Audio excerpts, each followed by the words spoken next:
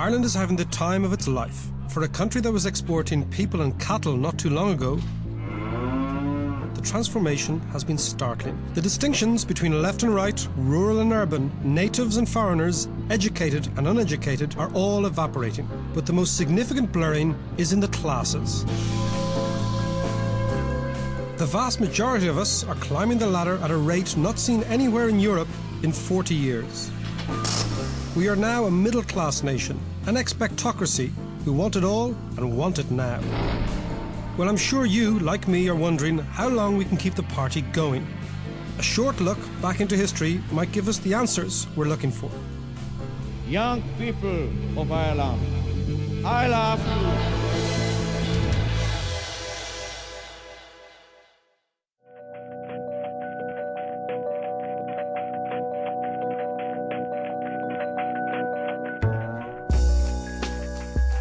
In 1906, the world looked like a very stable place. Here in Ireland, we are probably more British than we ever had been. Home rule was slowly on the cards. Around the world, the outlook was also calm. The British Empire was the biggest player on the block and still expanding. Capitalism reigned and globalization ruled the waves. The Austrian-Hungarian Empire and the Ottoman Empire together ruled most of Europe, but in general, a European-dominated world was at peace. The most fashionable investment were Russian railway bonds, and the outlook looked calm.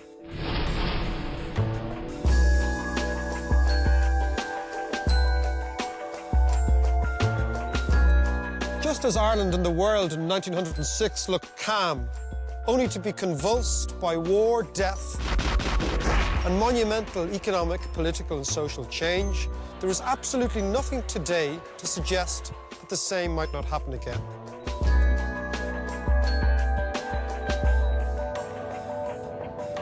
The lesson from history is that what seems stable today can change dramatically tomorrow. So is there a plan B for Ireland if history repeats itself? For example, how are we going to deal with China, with immigration, or a doubling in monthly mortgage payments? When things are going well, it's by far the best time to take responsibility. Because by the time things go pear-shaped, it's too late. To anticipate these challenges, it's important to understand how we got here in the first place. The races are a perfect habitat to observe the new Ireland. The showy plumes of the female perfectly turned out, while the alpha male of the species eagerly awaits the big race. The races captures the priorities of the Pope's children like no other venue. Everyone expects to win. We all have the power to beat the bookie. We are placing bets, sitting back and waiting for winners. The market is only going one way, and that is up.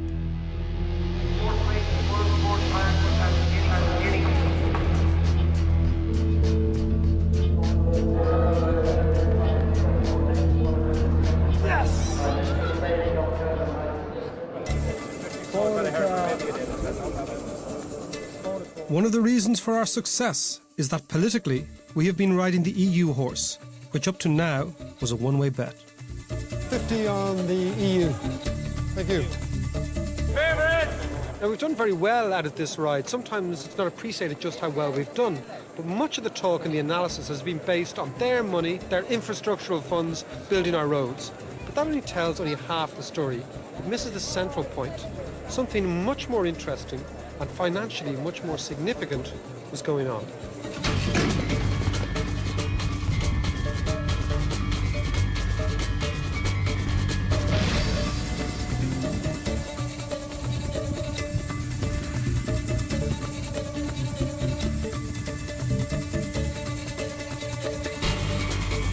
In the last 20 years, we have gone from being a country with too many people and not enough money to a country with not enough people and far too much credit.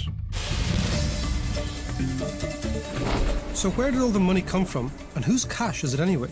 This cash that was the booster fuel to the rocket that launched the Pope's children.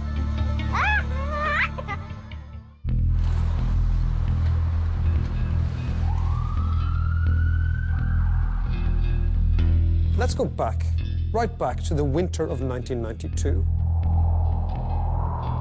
I was an economist in the central bank, the custodian of the currency. And I suppose it's fair to say with that class of advice, the country was facing yet another economic crisis.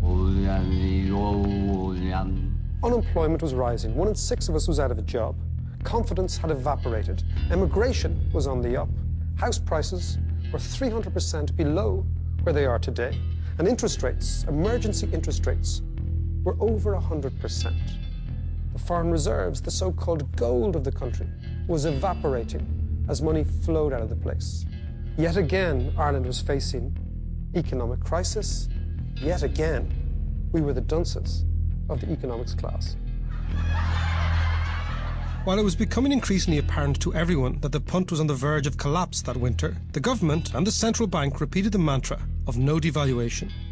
Little Ireland was about to learn the first lesson of globalisation. You can't buck the market.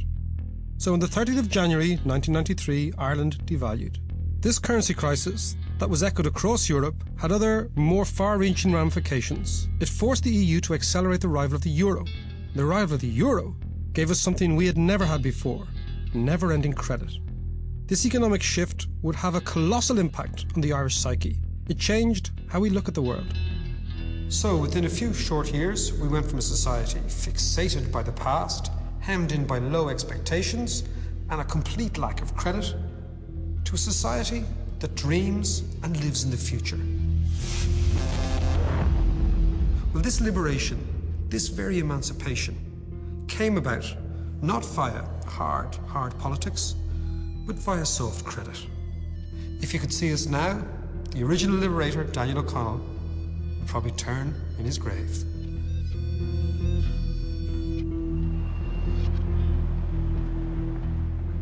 The mad thing about globalisation is that with all these new links in the world economy, small, seemingly unrelated events in one country can have enormous ramifications in another. So to understand what really happened, we need to go to Europe, and not to one of the centres of power, but to an ordinary German suburb.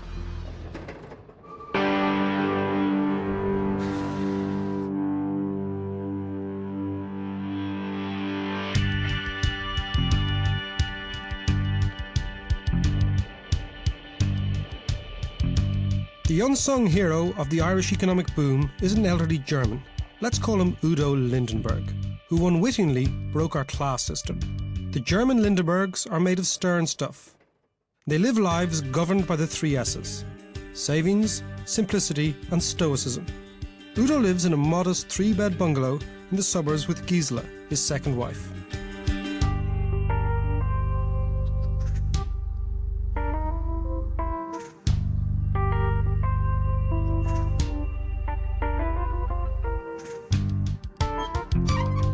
Udo's been a valued and highly paid employee of BMW for years, working in accounts. Von der Otto-Gruppe in Hamburg. He's a member of the trade union IG Metall, a supporter of the conservative Christian Social Union Party, and now at 65, he's ready to retire. Udo wears slippers, listens to Bach, and takes a 2-week holiday every year on a nudist beach on the Dalmatian coast. But most importantly, he has been a diligent saver all his life. Udo is one of the millions of Germans who are not spending their very good salaries and at the same time getting very little interest on their savings. Now this is the core of Germany's problem. They are simply not spending enough, which poses a dilemma for German banks, as they need someone to lend their cash to. Now this is where Paddy comes into the equation, because Paddy's about 30 and he's on a spending spree. He has no savings, but he's got about 8 different bank accounts with about 3 different banks, so he needs cheap credit. And the beauty of EMU is it gives Ireland and Germany the same currency. So what it does, it allows Paddy to borrow all of Udo's savings. Now what EMU has done, it has given all of us Irish the PIN number of the ATM card of Udo here. And because there's only 2 million of us at work and there's 40 million of those saving here in Germany, it's highly unlikely that we're ever going to push up German interest rates no matter how much we spend. Although it must be said, looking around Ireland at the moment, we are definitely trying to test this particular theory. Some people got to have it. Some people really need it. Never in peacetime Europe has there been such a transfer of money from one sovereign country to another. It's a circular flow of cash, where German money is recycled by Irish spenders, and in many cases, because of our weakness for Mercs, BMWs and now German apartments, the money ends up back in Germany. So the Kreutzer quids in and the paddies get into debt. Christian, in the last 10 years, Ireland has done extremely well out of borrowing German savings, particularly old German savings, Germans in their 60s who've been savings. Do people here understand that we have been taking your savings? Well, I don't think that they have Ireland on their minds when they look at the situation in terms of savings and capital export. What people are aware of is that German capital is leaving the country. And if there were a crash in Ireland, do you think Germany would even notice? You'd read about it on the back pages of the papers, but I don't think people would notice or particularly care. Most Irish people are blissfully unaware of this international money laundering operation. We tend to assume that this deal is permanent and that today's arrangements, like the EU, are unique. But economic history is littered with stories of booms and busts and of great political and economic unions which ruled and then fell apart. Take, for example, these docks in Hamburg. For 200 years, this place was the epicenter of a vast trading system of merchant cities, which extended over an enormous area, from Russia to Belgium, incorporating 14 of today's EU countries. The Hanseatic League was a late medieval version of the EU, and Hamburg was its Brussels.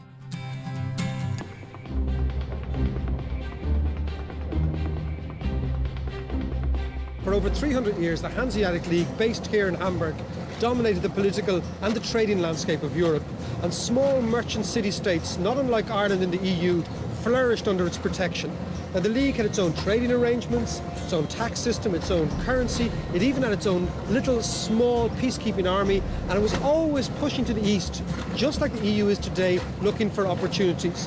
Migrants came and went exactly as is happening in the 21st century. Now, this was 700 years ago, mind you.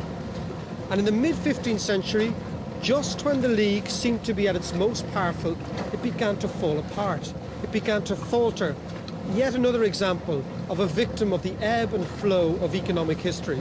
Now, ironically for Ireland, one of the reasons the League fell apart was that a small city-state, Bruges in Belgium, about 200 or 300 miles down the road here, had a property boom.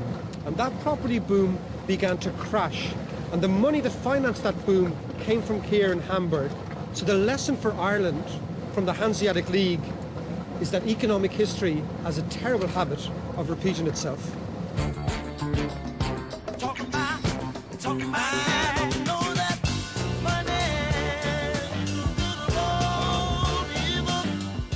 Ireland is the big hypocrite of Europe because we need Europe to be weak for us to be strong. The reason is simple. European interest rates set the tone. So when they're in a recession, because our population is young and young people tend to spend a lot more, we get a free lunch. And also, when Europe is weak and interest rates are low, the dollar is strong. And when the dollar is strong, Americans think we're hyper-competitive and an extremely cheap place to invest in. So Ireland gets a positive double whammy economically when places like this are on their knees. Now that we've got rich, Ireland's European commitment only makes sense when Germany is actually in recession.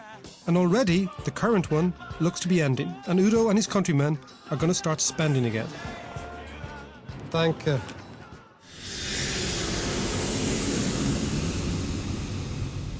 Back in Ireland, what has been trumpeted as an economic miracle is nothing of the sort.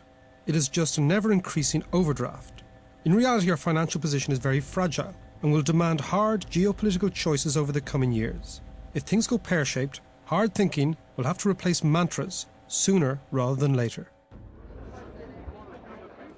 All this time, while we've been letting the mandarins in Brussels think that we are fully European, we've been simultaneously encouraging another, rather promiscuous economic relationship.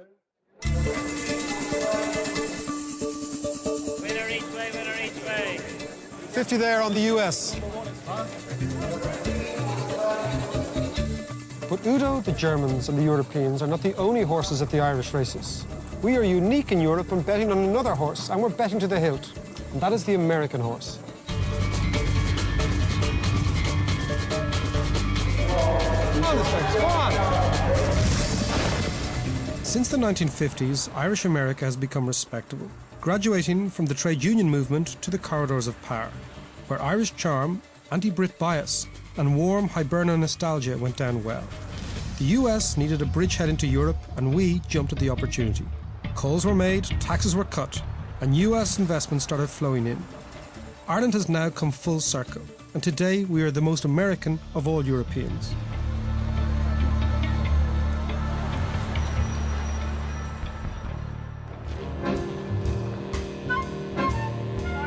Here is DIY Declan again, the worker bee of the New Ireland, our suburban Stakhanovite. Hard-working, tax-paying, credit-gobbling and commuting overtimer. The engine of the economy. He is equally at home in Boston or in Brussels and is extremely deft in diplomacy. All right for Sunday? Beer, wine, whatever. His diplomacy begins not in the big boardrooms of Ivy House, but in the minds of the Pope's children. Deck has taken his wages from the US, then doubling them up with money borrowed from his local bank, which in turn is just borrowing from Udo's savings.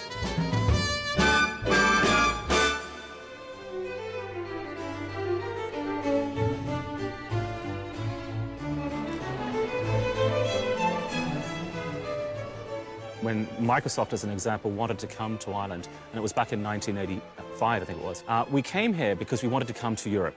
So that's the first reason. The second factor was the corporate tax rate. And then the third reason was around people. The educated workforce, at least 20 years ago, was relatively cost-effective and very available. So those were the hard business reasons that brought us here. But then there were some of the softer issues. There was that personal connection, and there was this sense of familiarity. It wasn't just language, it was also cultural. So I think there was a key role there to play.